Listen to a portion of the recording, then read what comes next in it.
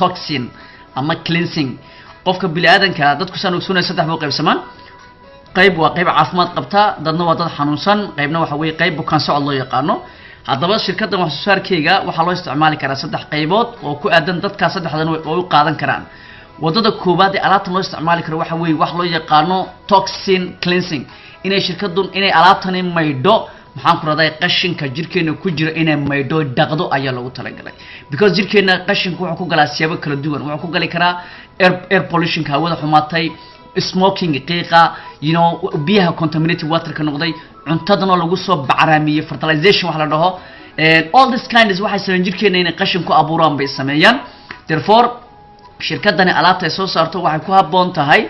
qashin soo saarka jirka inay ka nadiifiso dhammaan qashinka jirkeena gala oo ay yaraateen dust particleska ama camuuda ama ciidda waxa loo yaqaan bataxa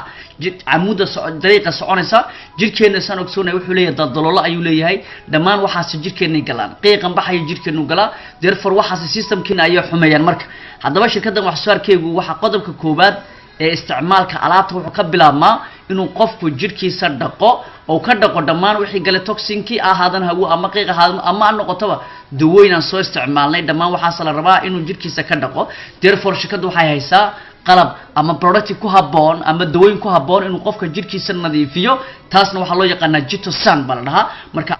Jitosan soo arkaysan waa caagada weeyaan ayaan eegi doonaa waxaan kaloo insha Allah ta'ala si wadina hadaba Jitosan taas haddaan historygeega eegno xogaha ama taariikhdeeda Jitosan is a compound that's found in seafood Jitosan waa compound ama waa dawooyin laga helo seafood waxa laga dhaxlaa badda laga helo Jitosan badda laga helo seafood ba laga helo seafood markaan maqalno kulay kalluun bay especially in crab and prawn waxa laga helaa kalluunka loo yaqaan crabs and prawn dabarka iyo lafaha kalluunka ayaa laga sameeyay baashan oo kalluunka ayaa laga dhaxlaa oo kalluunka badda ku jira laga sameeyay sidoo kale as per traditional Chinese herb by yellow book loo yaqaan Juananzi sida buuga Chinaha dhaqameedka loo yaqaan Juananzi ku eeg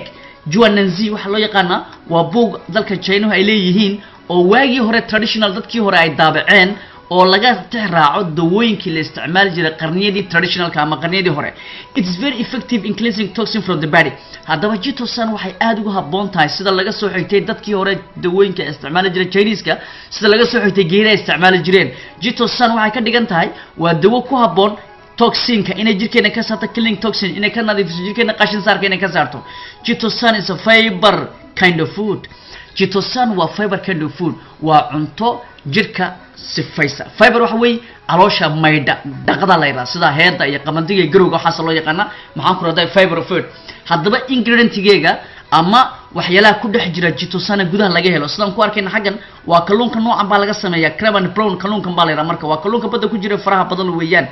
haddaba the main ingredient of the Jitosan waxa ku jira Jitosan gudaheega waxa weeyaan chitin budo waa kalluunkan ama waxa loo yaqaan fishka oo la engejiyay kadib la tumay oo laga dhigay budo kalluunka budo laga dhigay loo yaqaan ya la yiraahdaa chitin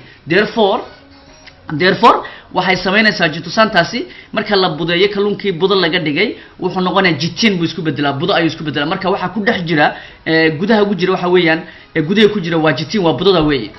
haddaba Jitosan bari xiriirka u dhaxeeya Jitosan dawada la dhaho iyo jirkeena maxay yihiin waxay yihiin Jitosan is a six element curiyaasha jirkeena ku jira waxa koow ka bi kalluunka amisar waxa koow ka maxaan ku raday isheeg calciumka kuwa waxa ku xiga biyo kale waa elementiyada jirkeena ku jira muhiimada iskala way therefore Jitosan waa six element waa curiyaha lixaad ee jirkeena ku jira the only fiber with the positive charge in the wall one positive charge baashan waxa weyn animal fiber waa animal baa laga sameeyay Jitosan taan soo sheegnay kalluun baa laga sameeyay ama malay waxa u taqaanaan a positive charge one positive that means waa kalluun badda ku jira oo laga sameeyay one positive therefore wax kasto negative ku jira jirkeena waa soo saareeba ka dhigan tahay awood bari jirkeenuna can eliminate wuxuu saara toxin element from the body jirkeena uu iska saara qashinkood the lengiskeena nadiifiya ama waxa loo yaqaan lengiska beerka mayna horado sambabada ayaa qashinka saaro jirkeena ka saara but laakiin it will take time years waxay qaataa waqtiyo badan bay ka qaataa jirkeenu qashinka uu iska saara oo actually waa muhiim u saara jirkeenuba laakiin waqti bay ka qaadataa Jitosan is a natural detoxifier waa qashin saare dabiici Jitosan waa qashin saare dabiici weeyaan oo jirkeena waxay ka saaraysaa dhammaan waxyaalo artificialkii oo dhan ee jirkeena galay ayay awood u leedahay inay ka nadiifiso maadaama ay tahay positive charge maadaama ay tahay baashas maadaama ay positive tahay wax kasto negative oo jirkeena ku jira way saaraysaa